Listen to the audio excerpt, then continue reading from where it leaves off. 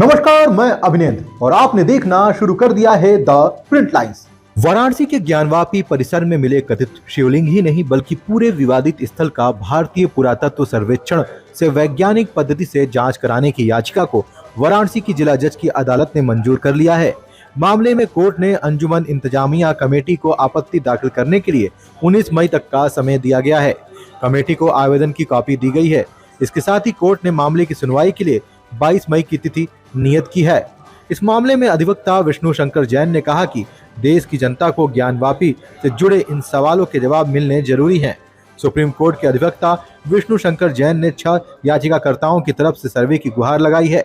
उन्होंने कहा कि सनातन हिंदू धर्म में आस्था रखने वाले सभी लोग यह चाहते हैं कि हमारे आराध्य आदि विशेश्वर से जुड़ा ज्ञानवापी का सच सामने आए। डिस्ट्रिक्ट कोर्ट वाराणसी में हमने अपनी बहस की और हमने ये मांग की कि पूरे परिसर की एएसआई जांच कराई जाए। खसरा नंबर 9130 की एएसआई जांच कराई जाए। इस मांग में मूलतः हमने ये मांगा कि जो तथाकथित मस्जिद है उसके वेस्टर्न वॉल की जांच हो।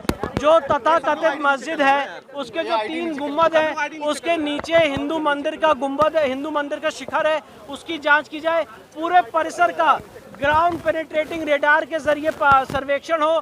साथ ही साथ जो 3 गुंबद हैं उसके नीचे ग्राउंड पेनिट्रेटिंग रेडार के जरिए उसका सर्वे किया जाए। और आज इस पूरी एप्लीकेशन को सुनने के बाद ऑनरेबल डिस्ट्रिक्ट जज वाराणसी ने अंजुमन इंतजामिया को, राज्य सरकार को यह आदेश पारित किया है कि वो 19 मई तक अपनी रिटर्न आपत्ति दाखिल कर दें और इस मामले की अगली सुनवाई 22 मई को निर्धारित की गई है। उसी के साथ जो हाई कोर्ट वाला, जी बिल्कुल उसी के साथ जो क्या क्लब होगा, क्या ये दोनों साथ साथ चलेंगे।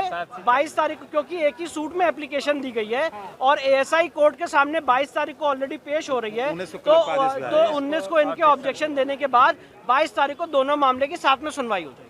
एक तरफ आप मांग कर रहे हैं, दूसरी तरफ जितेंद्र सिंह बिसेन ने भी कहा कि वो 19 तारीख को इस तरह सहमति पत्र देंगे। तो अच्छी बात है, ये तो अच्छी बात है, सारे लोग एक साथ रहें और हम लोग का पर्पस और कॉज एक ही है। लेकिन मुस्लिम पक्ष ये कह रहा है कि चूंकि वो पहले से ही मस्जिद है 1937 और 1942 में वाराणसी डिस्ट्रिक्ट कोर्ट के साथ इलाहाबाद हाई कोर्ट ने भी कहा है दीन मोहम्मद केस में कि ये मस्जिद है और यहाँ बाकायदा प्रमाणित करा। देखिए दीन मोहम्मद, मैं कुछ और कह रहा हूँ, दीन मोहम्मद के केस में पहली बात कोई हिंदू पक्षकार पार्टी नहीं था, उसमें उस समय की ब्रिटिश सरकार पार्टी थी, वो एक रिप्रेजेंटेटिव सूट भी नहीं था ऑर्डर 1 रूल 8 में।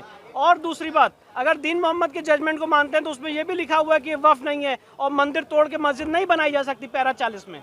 तो दीन मोहम्मद का केस इस केस में यहाँ पे अप्लाई नहीं करता है। ये संविधान आने के बाद सीपीसी के तहत फ्रेश प्रोसीडिंग है। इस देश के नए कानून को मानते हुए दीन मोहम्मद प्री कॉन्स्टिट्यूशनल एरा का जजमेंट था और उसमें कोई भी हिंदू पार्टी नहीं था। और सबसे बड़ी बात यह है कि अगर आपने, मैं इस बात को जरा गंभीरता से कहना चाहता हूँ, अगर आपने किसी हिंदू मंदिर को तोड़ के या उसके भग्नावशेष को मस्जिद के रूप में यूज नहीं कर रहे हैं और औरंगजेब ने फ्रेश बेस पे मस्जिद बनाई है, तो एएसआई जांच से डर क्या? एएसआई जांच हो जाने दीजिए। इस बात का कि सुप्रीम कोर्ट ने बाकायदे उस वजूखाने को सील करने का आदेश दिया है, जब तक सील खुलेगा नहीं फिर कैसे वो उसकी जांच? देखिए मैं वही आपको सामने एक्सप्लेन करना चाहता हूँ बहुत विनम्रता से कि सुप्रीम कोर्ट का हर आदमी 17 मई का ऑर्डर पढ़ता है, पर सुप्रीम कोर्ट का 20 मई का ऑर्डर भी तो पढ़े, जिसमें सुप्रीम कोर्ट ने इस पूरे मामले को डिस्ट्रिक्ट जज वाराणसी को ट्रांसफर किया है और कहा है इस केस में जो भी एप्लीकेशन पड़ेंगी उस एप्लीकेशन का निस्तारण करने के लिए डिस्ट्रिक्ट जज एम्पावर्ड होंगे। इलाहाबाद हाई कोर्ट का आप जजमेंट पढ़े 12 मई 2023 का, जिसमें इलाहाबाद हाई कोर्ट ने मुस्लिम पक्ष के इस ऑब्जेक्शन को खारिज किया है।